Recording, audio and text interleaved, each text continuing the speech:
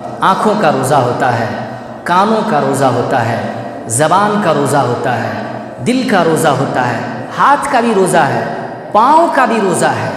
گویا کہ تمام اعضاء کا، جسم کے جتنے بھی پارٹس ہیں باڈی کے، ان سب کے سب کا روزہ ہے۔ اور وہ روزہ یہ ہے کہ جن چیزوں کے کرنے کا حکم دیا گیا اس سے کیا جائے، اور جن چیزوں سے منع کیا گیا اس سے انسان رک جائے، یہی اصل روزہ ہے، اور اسی پر انسان کو ثواب ملے گا۔ مثال کے طور پر زبان کا روزہ، آپ صلی اللہ علیہ وسلم نے بیان فرمایا، من لم یدع قول الزور والعمل به فلیس للہ حاجۃ ان یدع طعمه وشرابه، جو شخص جھوٹ بولنا اور اس پر عمل کو نہیں چھوڑتا تو اللہ تبارک و تعالیٰ کو ایسے شخص کی کوئی ضرورت ہے ہی نہیں کہ وہ شخص اپنا کھانا پینا چھوڑ دے۔ تو گویا پیٹ کا روزہ تو رکھا کہ آپ نے کھانا پینا چھوڑ دیا، لیکن یہ زبان کا روزہ جو کہ جھوٹ بولنا تھا سے رک جانا تھا، آپ رکے نہیں، اسی زبان سے غیبت کرتے رہ گئے، چغلی کرتے رہ گئے، اور فساد پھیلاتے رہ گئے، اختلافات کرتے رہ گئے، لڑائی کرتے رہ گئے، گندی باتیں کرتے رہ گئے، تو زبان کا روزہ ختم ہو گیا۔ تو اللہ تبارک و تعالیٰ کو ایسے روزے کی کوئی ضرورت نہیں ہے۔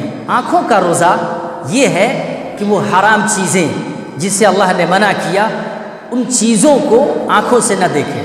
ٹائم پاس کرنے کے لیے ماہ رمضان میں روزے کی گھڑی کو ٹالنے کے لیے، وقت بتانے کے لیے موبائل میں ٹائم پاس کر رہے ہیں اور موبائل دیکھ رہے ہیں، تو یہ آنکھوں کا روزہ ختم ہو رہا ہے۔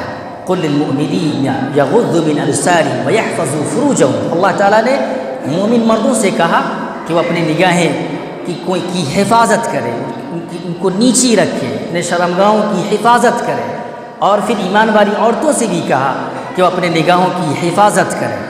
گویا کہ آنکھوں کا بھی روزہ ہے، حرام چیزوں کے دیکھنے سے انسان آنکھوں کو محفوظ رکھے۔ کانوں کا روزہ ہے، غلط چیزوں کے سننے سے، ایئر فون کے ذریعے سے، بلوٹوتھ کے ذریعے سے آپ غلط چیزیں اگر سن رہے ہیں تو یہ کانوں کا روزہ جا رہا ہے۔ ہاتھوں کا روزہ، غلط چیزوں کے پکڑنے سے آپ کا ہاتھوں کا روزہ جا رہا ہے، غلط چیزوں کی طرف آپ جا رہے ہیں تو پاؤں کا روزہ جا رہا ہے۔ گویا ان تمام چیزوں کا روزہ ہے۔ اگر ان تمام چیزوں پر پورا اترتا ہے کوئی انسان تو یقینی طور پر وہ صاف ستھرا روزہ دار ہے۔